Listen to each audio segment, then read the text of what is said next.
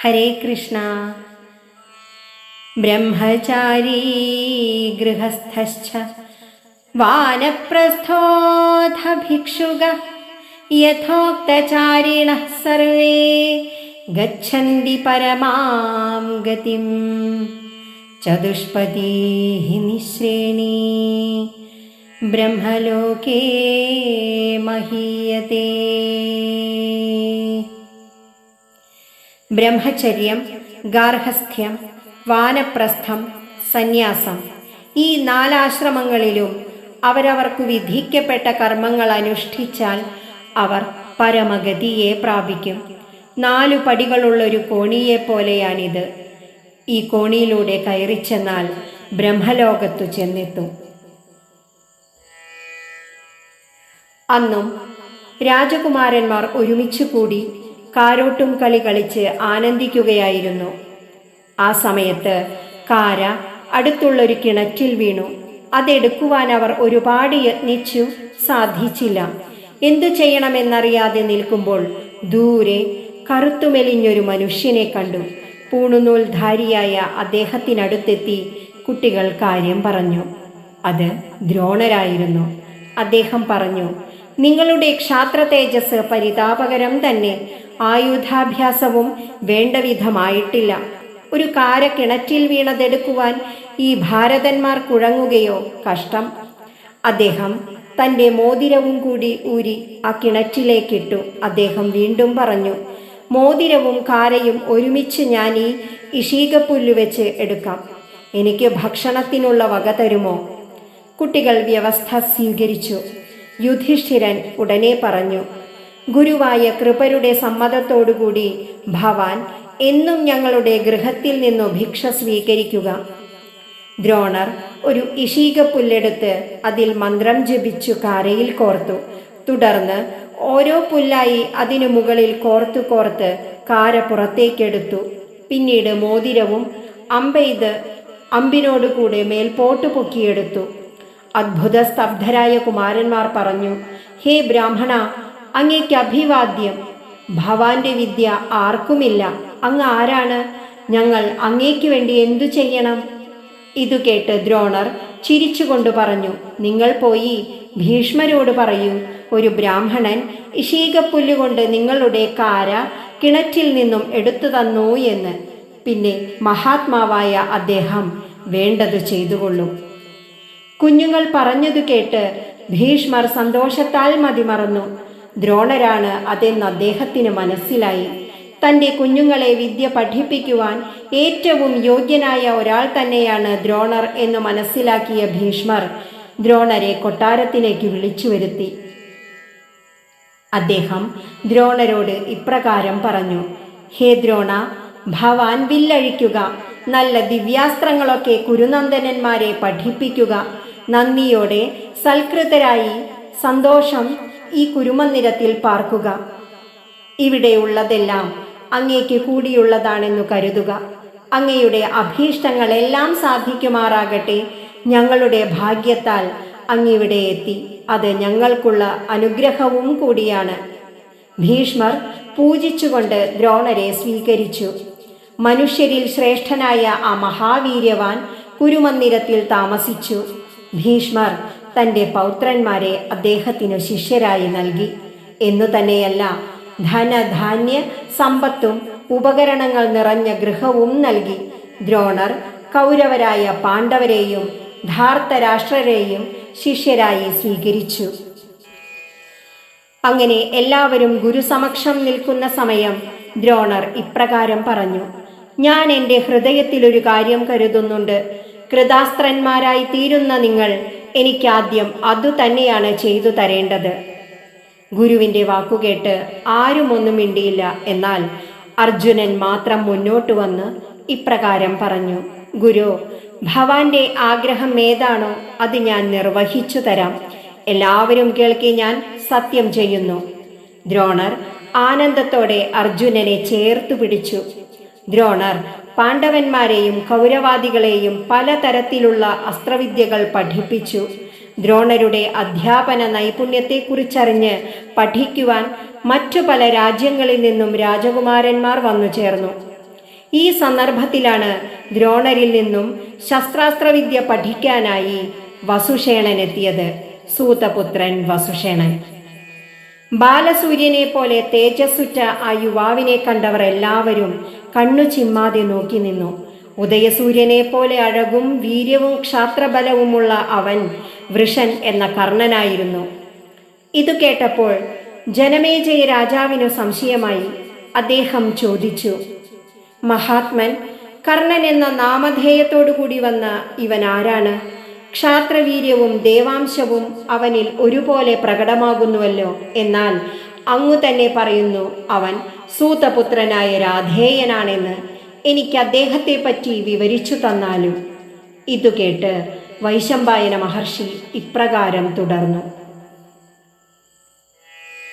വർഷങ്ങൾക്കു മുൻപ് അശ്വനദിയിലൂടെ ഒരു പെട്ടിയിൽ ഒരു കുഞ്ഞിനെ അവൻ്റെ കൗമാരക്കാരിയായ കുന്തി എന്ന അമ്മയും ആ അമ്മയുടെ ഉപമാതാവും ചേർന്ന് ഒഴുക്കിവിട്ടിരുന്നു.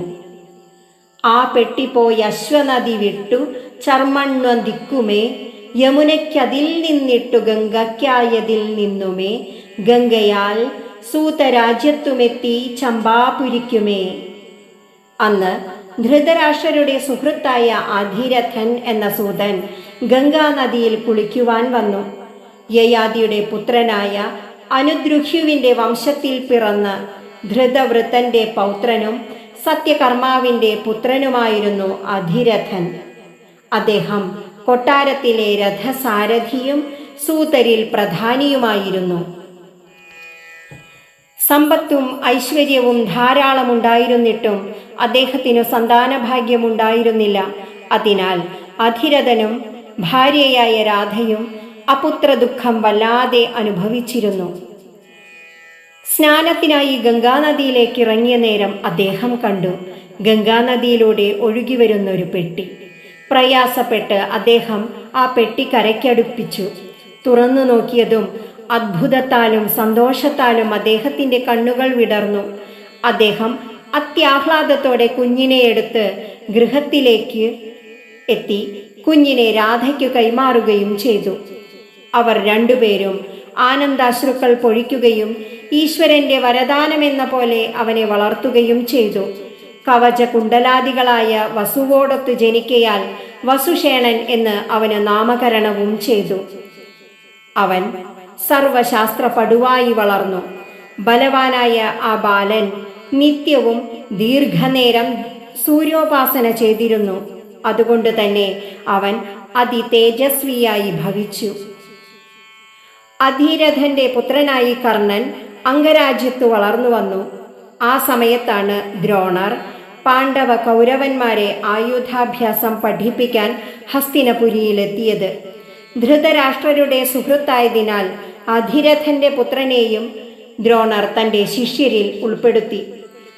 ആയുധ വിദ്യാഭ്യാസം തുടങ്ങി. എല്ലാവരും ഒരുപോലെ പഠിക്കുന്നുണ്ട് എങ്കിലും എല്ലായ്പ്പോഴും ഒന്നാമനായി നിന്നത് അർജുനനായിരുന്നു. ഒരു ദിവസം ഗുരു ഓരോ കമണ്ഡലു ശിഷ്യന്മാർക്കു നൽകി ജലം കൊണ്ടുവരുവാൻ ആജ്ഞാപിച്ചു. മകനായ അശ്വത്ഥാമാവിനു വേറെയും ചില ജോലികൾ ഏൽപ്പിച്ചു. അർജുനൻ ഉടൻ തന്നെ വാരുണാസ്ത്രത്താൽ ജലം വരുത്തി കുടം നിറച്ച് അശ്വത്ഥാമാവിനെയും ഉടൻ തന്നെ സഹായിക്കാനെത്തി.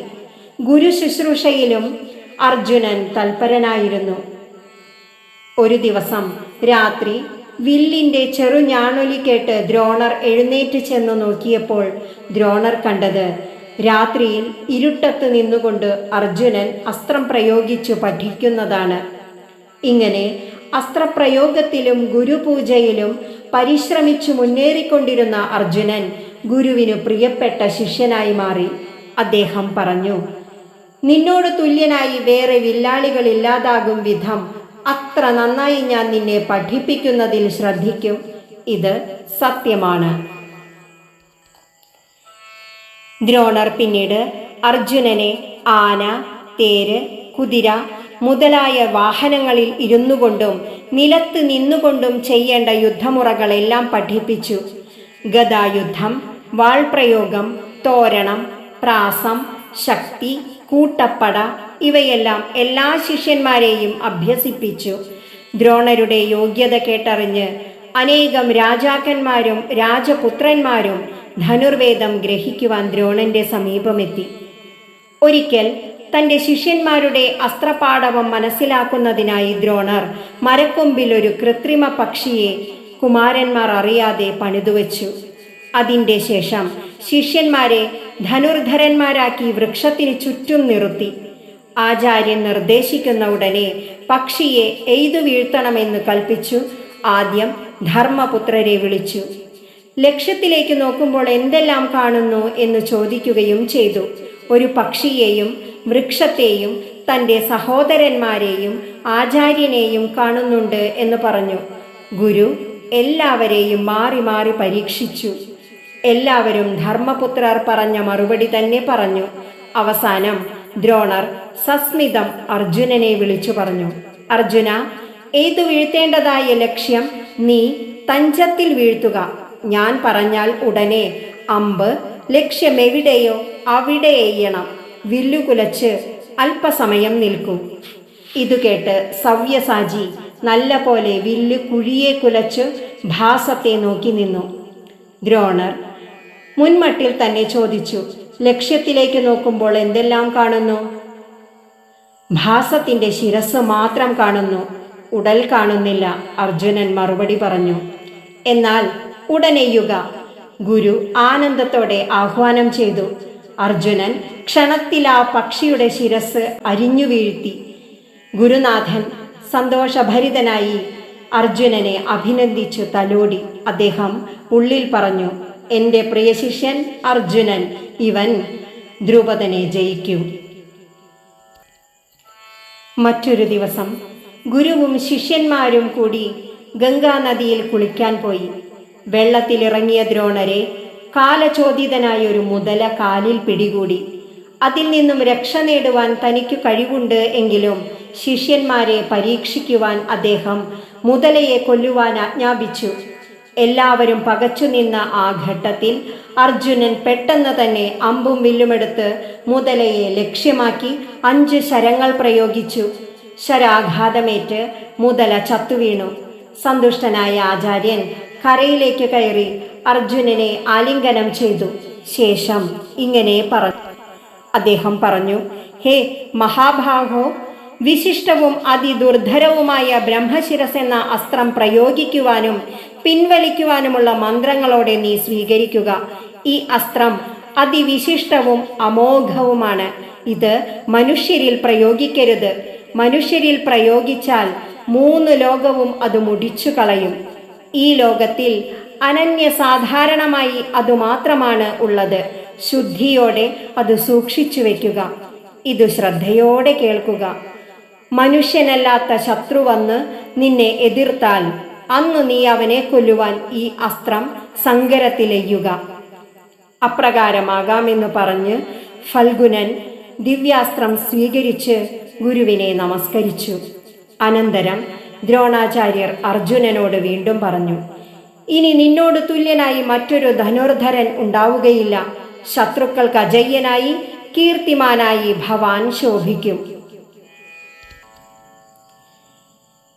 നീ എൻ്റെ ശിഷ്യനാണെങ്കിൽ ഗുരുദക്ഷിണ നൽകമേ.